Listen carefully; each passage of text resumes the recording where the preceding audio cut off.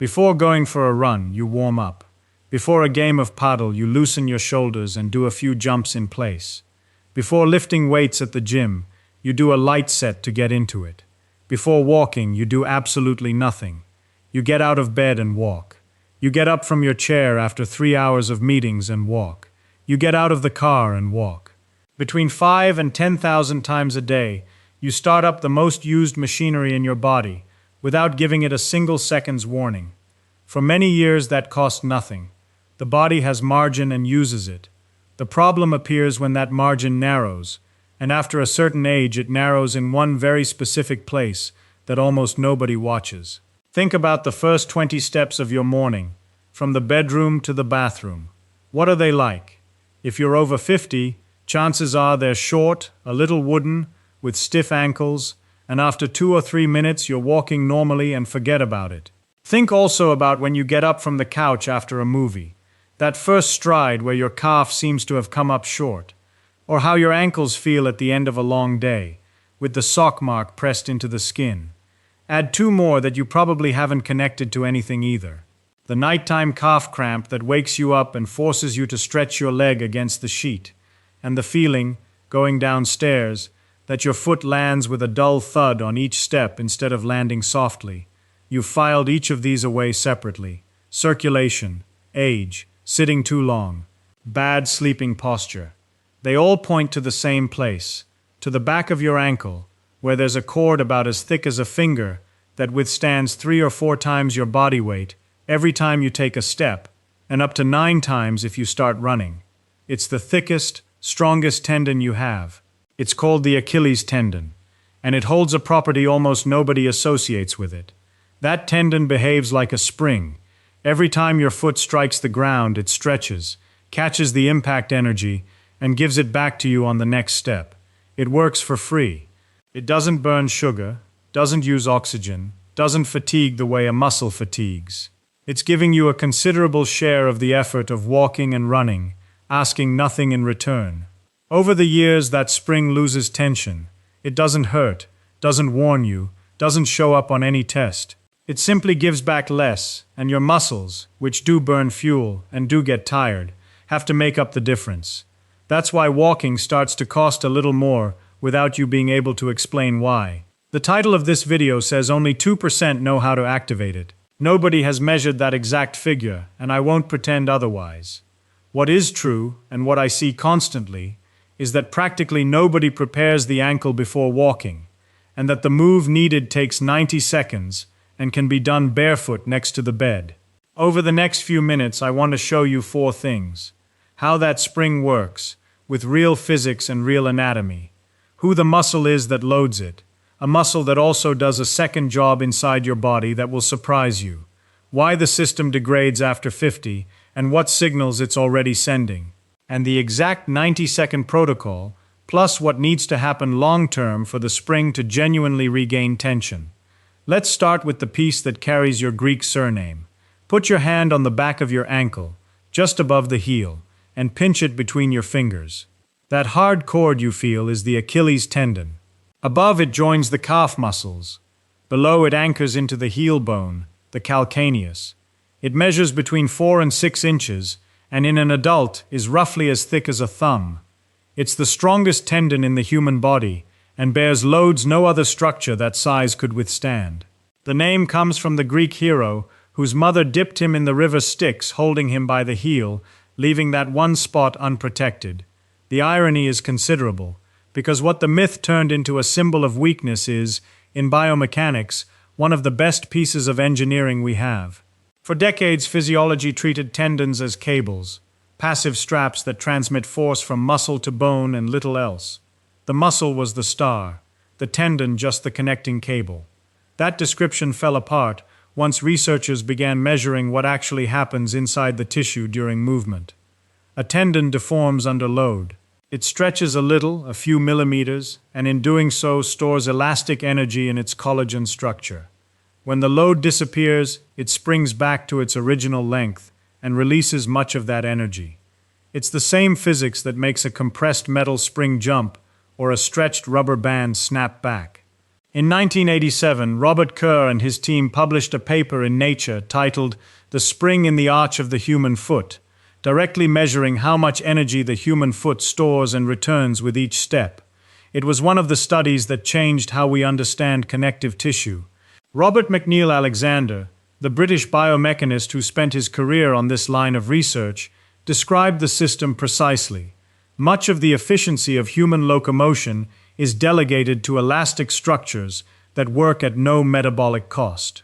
If you're enjoying this story so far, don't forget to hit the like button and subscribe. Drop a comment telling me where in the world you're watching from. I love hearing from you. Watch the exact moment it happens. You're running at an easy pace. Your body is briefly in the air, then the foot comes down and lands. At that landing, the leg absorbs a force equal to 2, 3, or 4 times your body weight. A 150-pound person receives on a single leg the equivalent of over 400 pounds on every stride, hundreds of times per mile. That force has to go somewhere. At the moment of landing, the ankle flexes, the heel tends to drop, and the Achilles tendon stretches. The impact energy, which would otherwise be lost as vibration and heat against the ground, gets trapped inside the stretched tissue. A split second later, as the body passes over the foot and it's time to push off the ground, the tendon recoils and releases in a burst what it had stored. That release propels the leg into the next step. Biomechanics estimates put the elastic return of the Achilles tendon and foot arch system at around 30 to 40% of the energy needed for each running stride. Roughly 1 in every 3 pushes isn't produced by your muscles burning glucose. The tissue gives it back. That detail explains something about our species that's otherwise hard to understand. Humans are mediocre sprinters. A dog beats us, a horse beats us, a house cat leaves us behind over 20 yards. But over long distances, in the heat, trained humans are among the best animals on the planet. Dennis Bramble and Daniel Lieberman published a paper in Nature in 2004, Endurance Running and the Evolution of Homo, gathering the anatomical traits that make that capacity possible. The long, elastic Achilles tendon is among them. Our closest relatives don't have it. Chimpanzees have a very short Achilles and are terrible distance runners. The extreme case of this design is in Australia.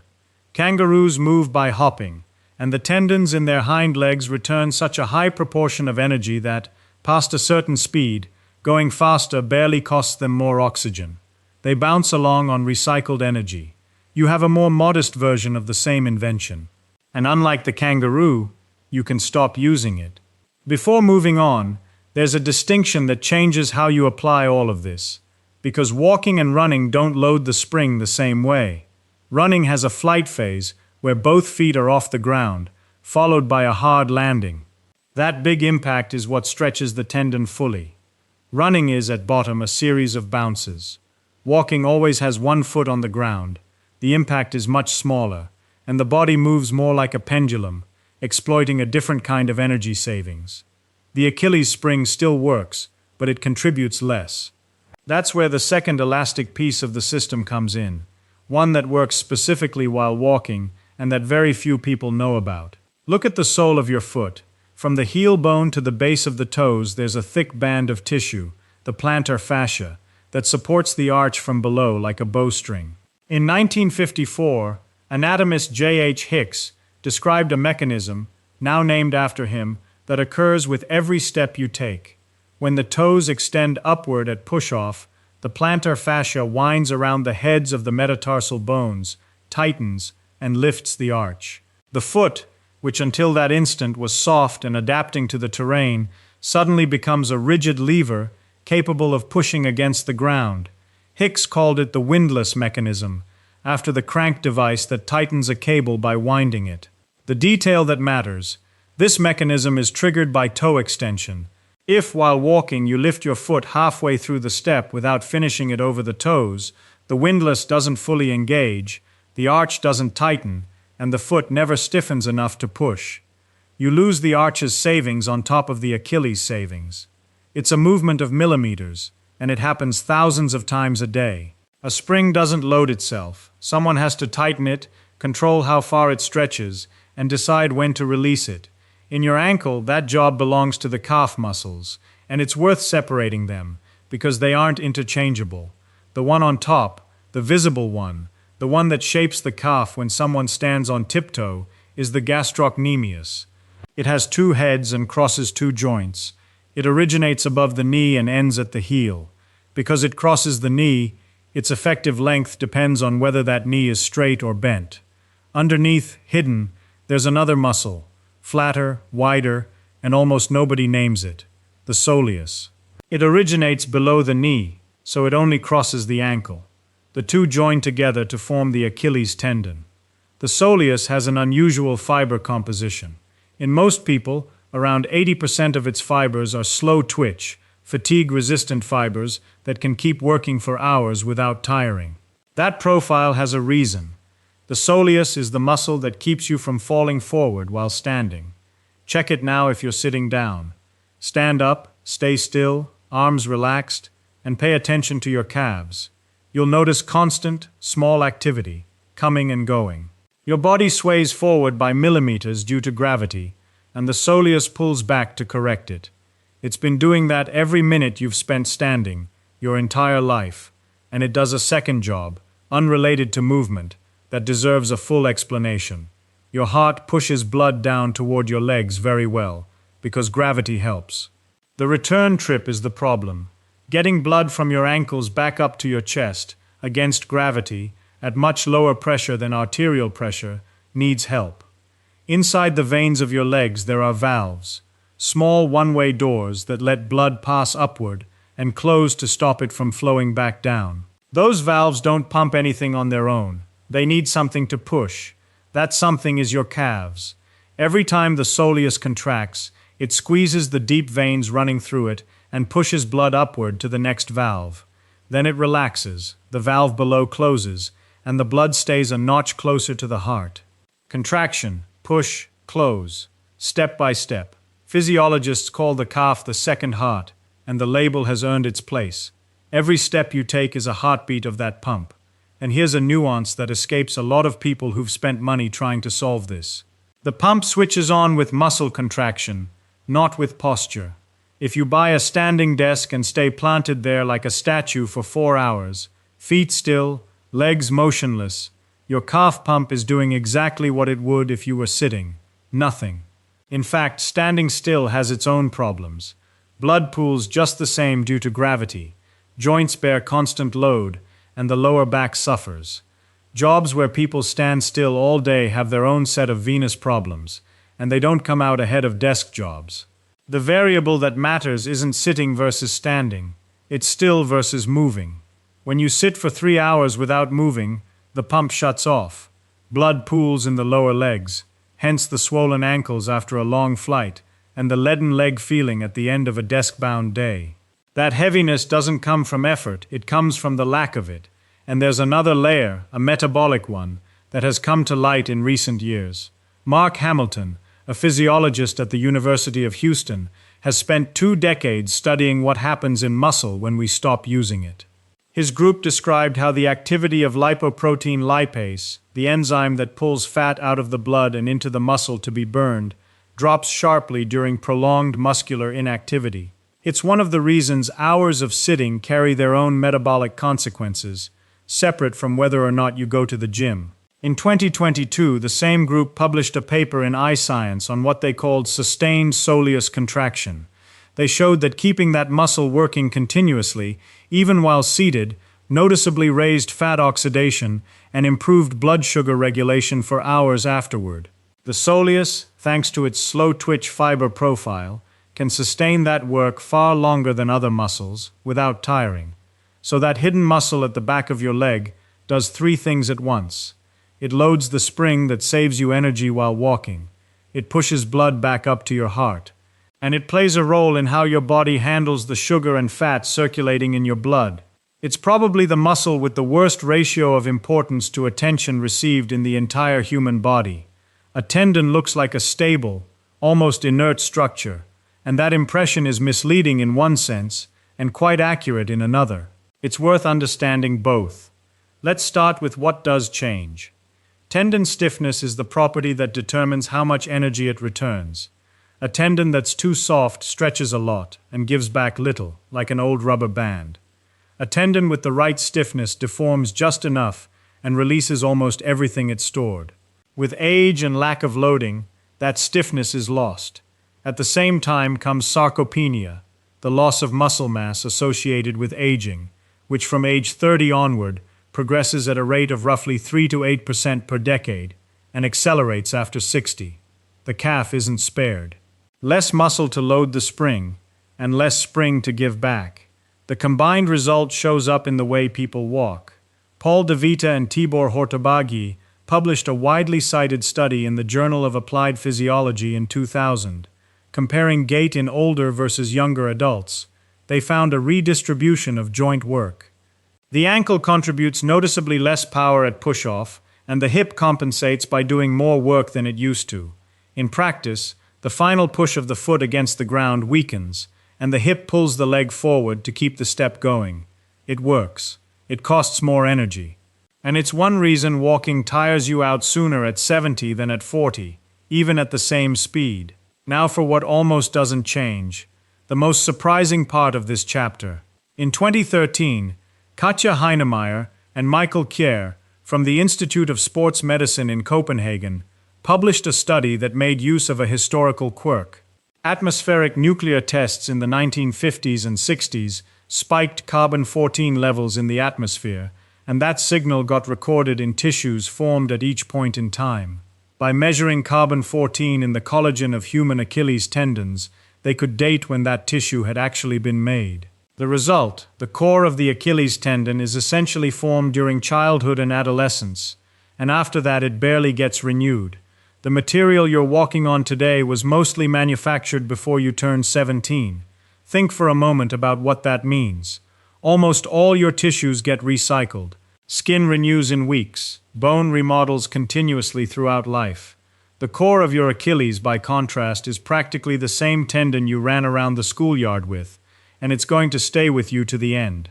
That has two consequences, one uncomfortable and one useful. The uncomfortable one: accumulated damage in the tendon's core repairs far worse than we assume, which is why Achilles injuries take months to heal and relapse so easily.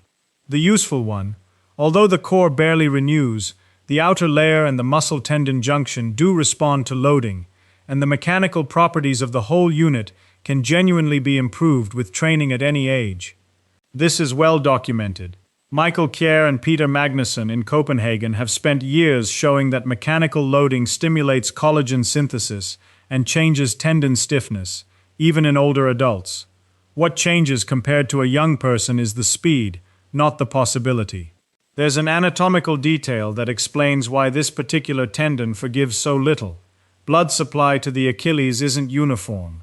The area roughly 1 to 2.5 inches above its insertion into the heel gets less blood flow than the rest, and that's precisely where most tendinopathies and ruptures concentrate.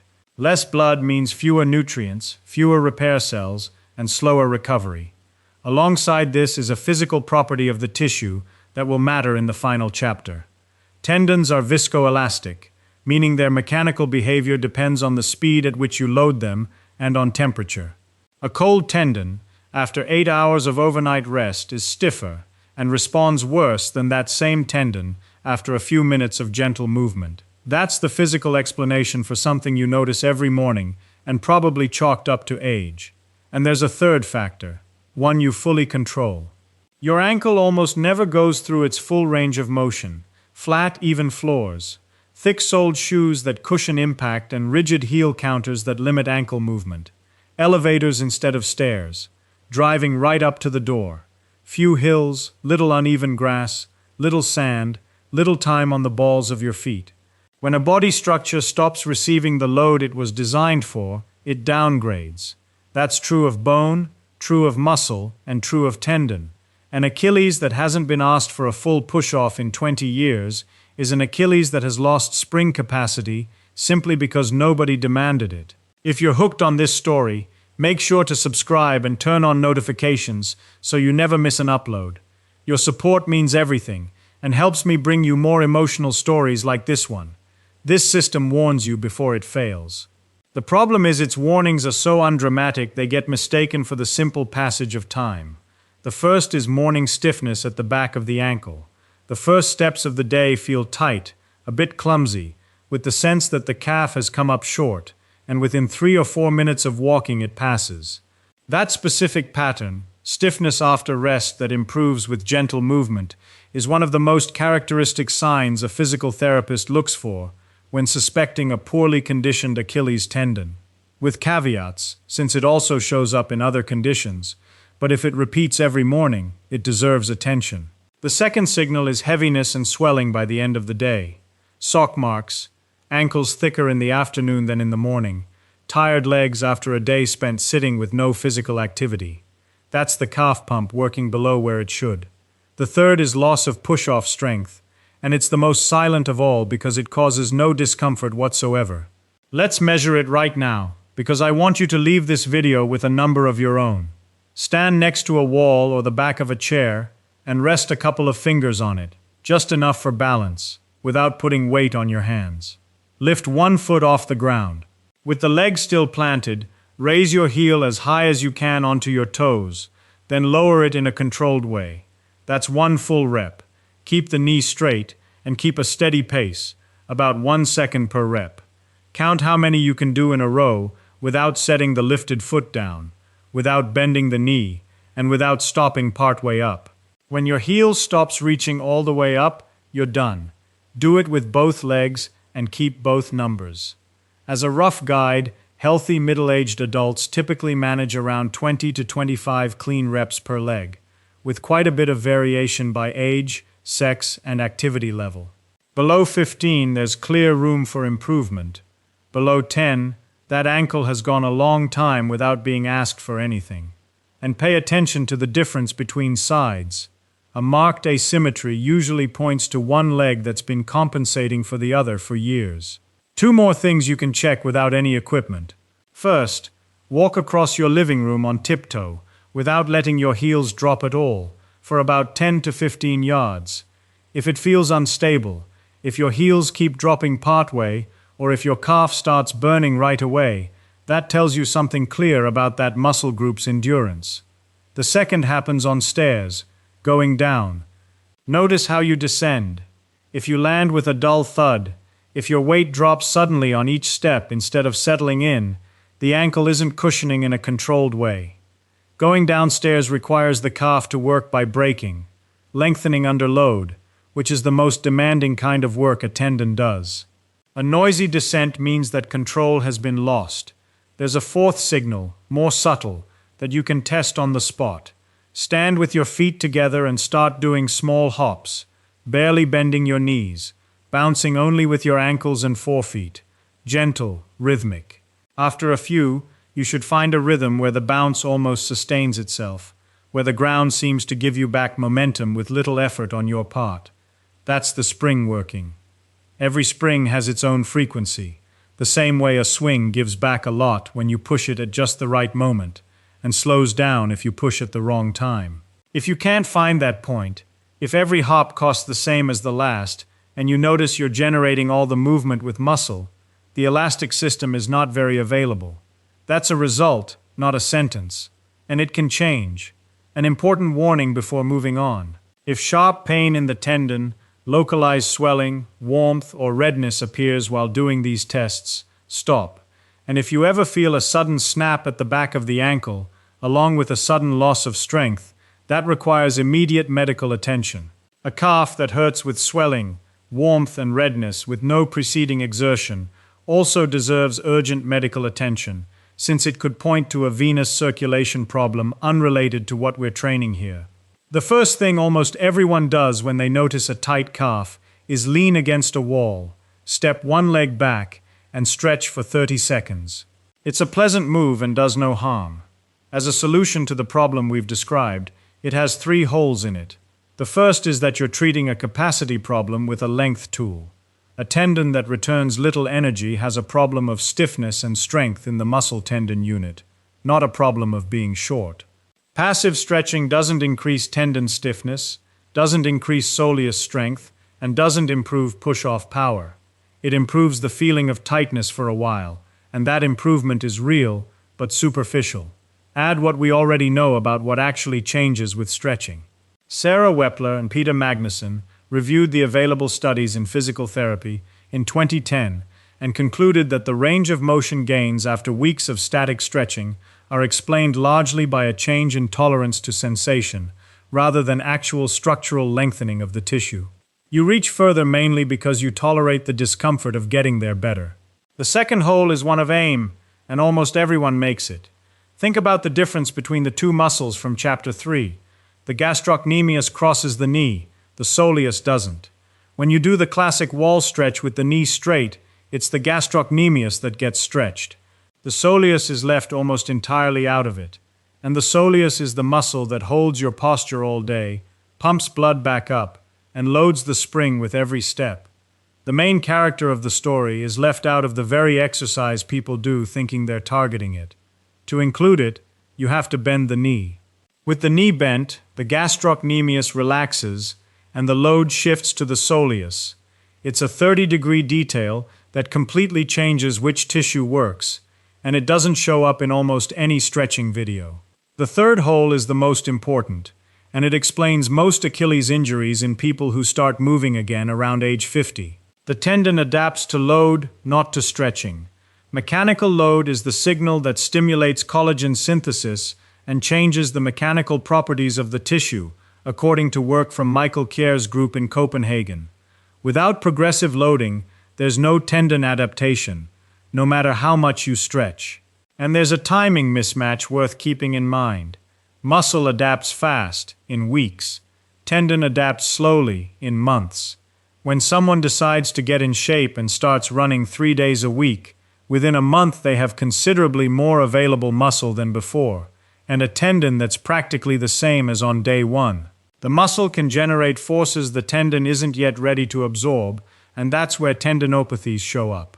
Before we get to athletic shoes, there's a daily footwear issue almost nobody mentions, and it's been acting on your calf for years.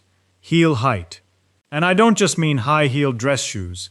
Most everyday footwear, including many sneakers, has the heel raised several centimeters higher than the forefoot. With the heel permanently raised, the calf spends the day in a shortened position. Robert Chapo and Konstantinos Marganaris published a 2010 study in the Journal of Applied Physiology on women who habitually wore high heels for years. They found shorter calf muscle fascicles and a stiffer Achilles tendon than in the comparison group. The tissue had adapted to the position it spent most of its time in. The practical takeaway is simple and doesn't require throwing anything out. Spend more hours of the day with your foot flat, barefoot at home, or in shoes without a heel-to-toe drop, so the tissue also gets exposed to the other position. This applies to the athletic shoe debate too. It's true that a shoe with a very rigid sole and stiff heel counter limits ankle movement and reduces the elastic work that ankle can do, and that a foot that never works becomes less capable. The reasonable conclusion is to give the foot more chances to move. Walk barefoot at home, use more flexible shoes day to day, occasionally walk on uneven ground. The unreasonable conclusion, and I've seen it many times, is throwing out your shoes and going out for a 6-mile run in minimalist shoes on day one. The evidence on whether minimalist footwear reduces injuries is far from conclusive, and what is well documented is that abrupt transitions cause foot and Achilles injuries. An Achilles that's been protected for 20 years needs months of progression, not a Sunday decision. What actually works has two parts: restoring the ankle's full range of motion and giving it progressive load so the tissue has a reason to adapt. That's what comes next. The protocol has 2 layers. One is activation and takes 90 seconds, done before walking. Its goal is to have the system ready from the first step. The other is building, done 3 times a week. Its goal is for the spring to genuinely regain tension. I'll start with the 90-second one, which gives this video its title. Barefoot or in socks, next to the bed or anywhere you have a wall or chair nearby. First move, ankle rocking. 20 reps. Standing, lift your toes up, shifting weight onto your heels, then lower your toes and rise up onto your tiptoes. Back and forth, unhurried, moving through whatever range you have. This isn't about strength. It's about restoring the joint range that the night, or 3 hours in a chair, left dormant. Second move, slow heel raises, 10 reps. With both feet, raise your heels counting to 3, then lower them counting to 3. Slow in both directions. This repeated loading and unloading cycle is what biomechanics calls tissue preconditioning. A tendon responds differently to the first few reps than to the ones that follow, and a handful of gentle loads leave it working in a more efficient regime. It's the physical reason the first steps of the morning are the worst, and by 3 minutes in you're walking normally. These 10 reps do that work before you start walking, instead of during. Third move, heel raises with bent knees, 10 reps. Same as before, but with knees bent about 30 degrees, staying bent throughout the movement. You'll reach lower and feel the work go deeper into the calf. This is the soleus. This is the move missing from 99% of the ankle routines out there. Fourth move, small bounces, 20 to 30. The little hops from the earlier chapter, barely bending the knee, bouncing off the ankle, looking for that rhythm where the bounce starts to sustain itself. When you find it, stay there for a few seconds. You're loading and unloading the spring at its natural frequency, which is the most efficient way to wake it up. Fifth move, the first 50 steps. This one happens while walking. For the first 50 steps, consciously push off with the front of the foot at the end of each step, finishing the movement on your toes, instead of lifting the foot halfway through. 50 steps are enough for the pattern to take hold and keep running on its own afterward. 90 seconds total. Do it when you get up, before heading outside, or after a long stretch of sitting. Now the building layer, which is where the real change in the tissue happens. 3 days a week, single leg heel raises. Start with however many your number from the earlier chapter allows you to do with good form, and add reps gradually. Once you reach around 20 per leg comfortably, raise the difficulty by doing them with the front of your foot on a step, so the heel can drop below floor level for a full range of motion. After that, add a loaded backpack. Do half the sets with the knee straight and the other half with the knee bent. You already know why. Slow progression isn't excessive caution. A tendon needs months to change its mechanical properties, and impatience with this particular tissue comes at a high cost. On eccentric work, lowering very slowly, one thing needs to be said precisely.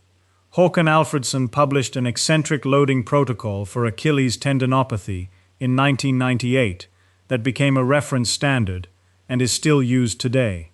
It's a treatment for an injured tendon, prescribed and supervised by a professional. If your tendon is healthy, the slow lowering component is already included in what I just described, and you don't need anything more. And add, at no extra effort, a habit drawn from Mark Hamilton's work.